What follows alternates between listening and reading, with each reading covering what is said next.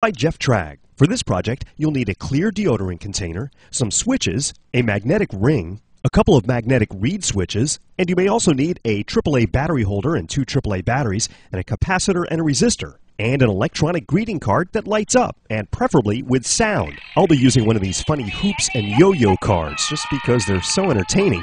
Take a look inside. You can see the circuitry along with the batteries and the LEDs. The first step is to disassemble the card and completely remove the circuit board, LEDs, speaker, and all the other components. For some reason, this card has a separate little switch that when you press it, it just plays the lights and a small portion of audio. So that's what I'll be tapping into. Okay, the electronic card circuitry. Tux, would you leave it alone? I got to get this from my cat. And now to the deodorant container, and this one has gel in it, so it's going to be kind of nasty. I had to empty the entire thing out, completely clean it, remove the insides, and then when I was done, I had a nice clear container. In the project, a small perf board was used to attach the magnetic reed switches to, so that's what I built. Now, your card may vary in what you do regarding the circuit that's in this project, so it'll really depend on your card.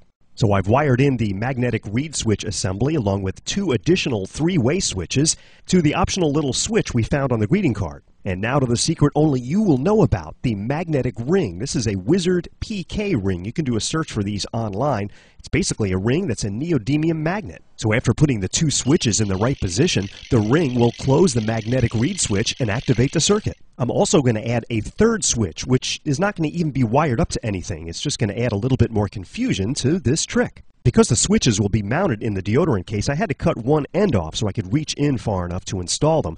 I drilled 3 holes, and it's time to put everything together. Because we'll be using a magnet, you want to make sure nothing moves around inside the case and gives away the trick. So I'll be using some hot glue to hot glue the circuit in place, the magnetic reed switch assembly, and I'll actually hot glue the speaker to that magnetic reed switch assembly to hide it. Everything's installed, and this is how it will look. Now, the only change I made was I drilled out the bottom of one of the covers for the deodorant container so I could hear the audio play in addition to seeing the LEDs light up. I've slipped the ring on and actually had to use a little bit of soap to get it on, and now the trick is ready to be performed. Tell your friend there's a secret switch combination that will allow the lights to light up and the sound to play, and then challenge them to try to do it.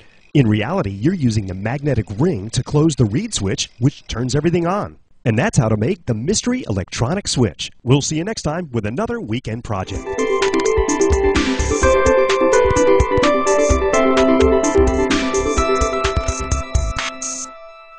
In the year 2000, Ben Heckendorn built his first mod. We can rebuild it. Smaller, better, portable. Since then, he has continued his work, helping those in need with creative new projects.